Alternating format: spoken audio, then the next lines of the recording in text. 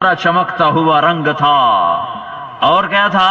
داڑھی میں اور سر میں 14 سفید بال تھے، داڑھی میں اور سر میں 14 سفید بال تھے، 14، اور ایک روایت میں آتا ہے 20، ایک روایت میں آتا ہے 14 بال بھی گن کے بتا دیے، شکارپور والوں پر حجت تمام کر دی کہ جس سے عشق ہوتا ہے اس کی ہر ادا کو محفوظ رکھا جاتا ہے۔ حمامت بطن الوادیین ترنمی سقاق الغر الغوادی مطیرہا ابینین لا ما زال ریشک ناعما ولا زلت فی خضراء غد ندیرہا۔ یہ مجنوں ہے جو لیلا کے عشق میں بول رہا ہے۔ عشق تو یوں بلواتا ہے، یہ مجنوں کے شعر تمہیں سنائے ہیں، اس کا نام تھا توبہ۔ وہ لیلا کے عشق میں کبوتر کو آتے دیکھا ادھر سے تو کبوتر سے باتیں شروع کر دیں، او میاں کبوتر کچھ لیلا کا حال تو سنا، تو دیکھ کے آیا ہے، میں تو دیکھ نہیں سکتا، اور تھم تھم کے سنانا، اور جم جم کے سنانا، اور ٹھہر ٹھہر کے سنانا، ذرا ترنم سے سنانا کہ میرے انگ انگ میں اس کی محبت نے ڈیرے ڈالے ہوئے ہیں۔ تو مختصر کہانی نہ سنانا، ذرا لمبی داستان سنانا۔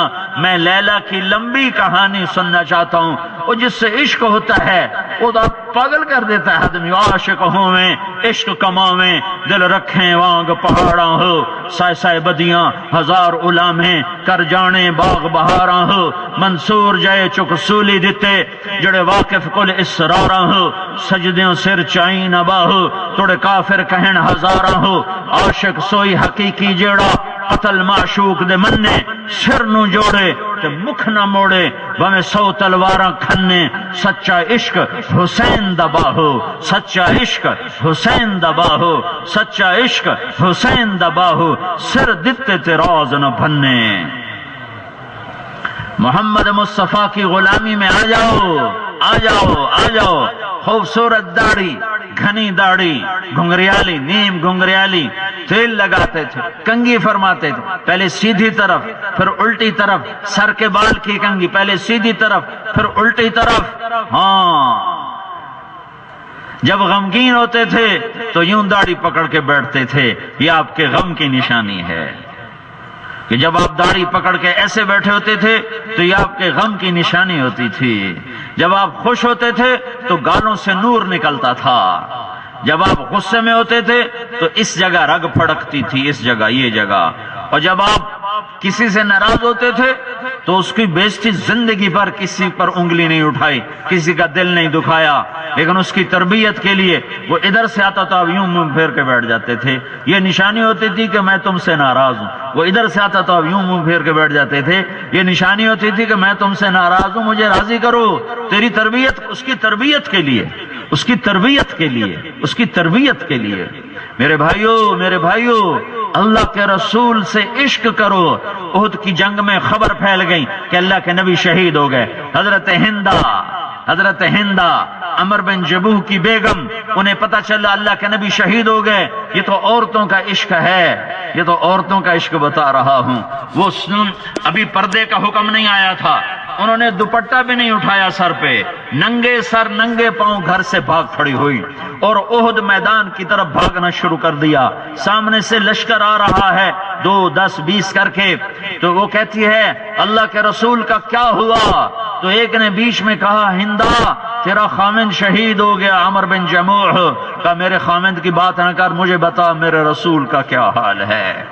دوسرے نے کہا ہندا تیرے 2 بیٹے شہید ہو گئے، کہ میرے بیٹوں کی بات نہ کرو، مجھے بتاؤ میرے رسول کا کیا حال ہے۔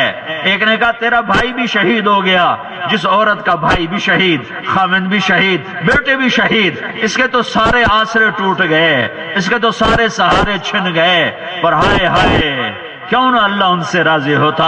انہوں نے کہا نہ مجھے بھائی کی پرواہ ہے، نہ بچوں کی پرواہ ہے، نہ خامند کی پرواہ ہے، وہ گئے شہید ہو گئے جنت میں، مجھے بتاؤ میرے رسول کا کیا حال ہے۔ لوگوں نے کہا اللہ کا رسول ٹھیک ہیں، کہا نہیں نہیں نہیں نہیں، جب تک آنکھوں سے نہ دیکھوں مجھے چین نہ آئے، مجھے قرار نہ آئے۔ پھر آگے دوڑ لگائی تو آگے اللہ کا رسول تشریف لا رہے تھے، تو آپ کے سامنے بیٹھ گئے اور آپ کے کرتے کو یہاں سے پکڑ لیا، یہاں سے، اور آپ کے چہرہ انور پر نظر ڈال کر کہا یا رسول اللہ، آپ کو دیکھنے کے بعد ہر غم ختم ہو گیا، ہر مصیبت، کل مصیبت بعدک جلل، یا رسول اللہ آپ کے بعد کوئی غم نہیں، کوئی دکھ نہیں، کوئی درد نہیں، کوئی پریشانی نہیں ہے کہ آپ مل گئے۔ وَأَحْسَنَ مِنْكَ لَمْ تَرَ قَطُّ عَيْنِي وَأَجْمَلَ مِنْكَ لَمْ تَلِدِ النِّسَاءُ، تیرے جیسے جمال و حسن والا کسی ماں نے جنا نہیں۔ جابر بن سمرہ فرماتے ہیں کہ اللہ کے نبی صلی اللہ علیہ وسلم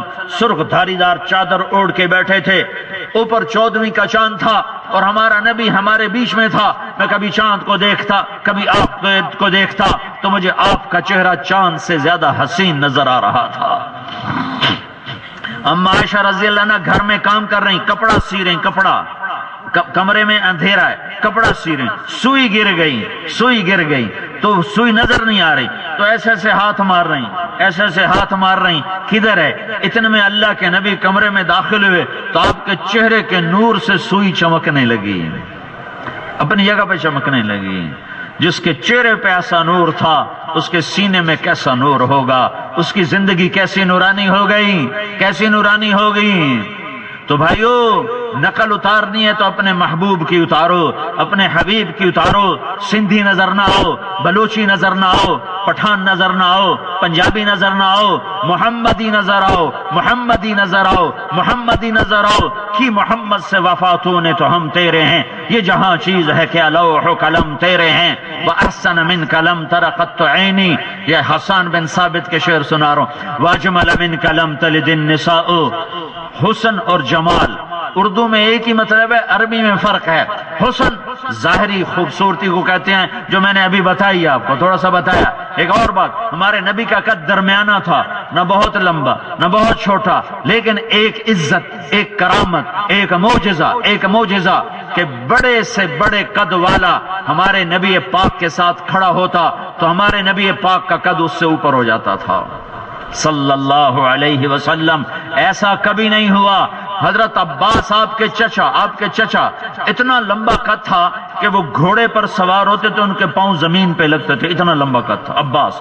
حضرت عباس بھی ساتھ کھڑے ہوتے تھے تو ہمارے نبی کا قد اوپر ہوتا تھا اور عباس کا قد نیچے ہوتا تھا۔ میرے نبی سے اوپر کوئی نہیں جا سکتا، تم غلام مصطفیٰ بن جاؤ، تم سے اوپر بھی کوئی نہ جا سکے گا۔ اگر سندھ میں امن و امان قائم کرنا ہے، پنجاب بلوچستان سرحد میں ظلم و ستم کو ختم کرنا ہے اور اللہ کی مدد کو اتارنا ہے اور سیلابوں سے بچنا ہے۔ آج صبح ہماری جماعت گئی، ان بھائیوں سے ملی جن بیچاروں کے گھر بہ گئے، وہ ابھی تک خیموں میں پڑے ہوئے ہیں۔ کوئی مالدار نہیں ہے جو جا کے ان کی مدد کرے، کوئی مالدار کا ظرف نہیں ہے کہ ان کو کوئی ضرورت کا سامان پہنچا دے۔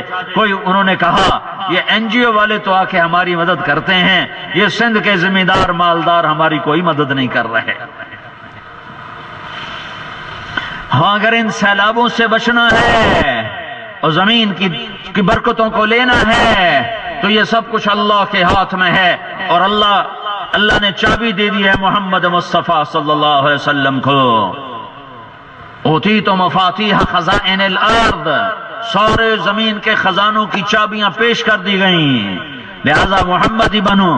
حسن حسن حسن وَأَجْمَلَ مِنْكَ لَمْ تَلِدِ النِّسَاءُ، جمال حسن، حسن و جمال اردو میں ایک ہی مطلب، عربی میں مختلف۔ حسن ظاہری شکل و صورت، جمال خاندانی خوبصورتی۔ اللہ نے سارے عرب کو ساری آدم کی نسل کو چھانٹا، خاندانی خوبصورتی۔ تیرے جیسے خوبصورت خاندان والا لم تلد النساء، کسی ماں نے نہیں جنا، اس لیے یہاں پیدائش کا ذکر کیا، جمال کے ساتھ پیدائش کا ذکر کیا، حسن کے ساتھ نظر کا ذکر کیا کہ تیرے جیسا حسین آنکھ نے نہیں دیکھا، تیرے جیسے جمال والا ماں نے نہیں جانا۔ سارے آدم کی نسل کی چھانٹی کر کے عرب کو جدا کیا، عرب کی چھانٹی کر کے مضر کو جدا کیا، مضر کی چھانٹی کر کے قریش کو جدا کیا، قریش کی چھانٹی کر کے ہاشم کو جدا کیا، ہاشم کی اولاد کی چھانٹی کر کے محمد مصطفیٰ کا انتخاب کیا۔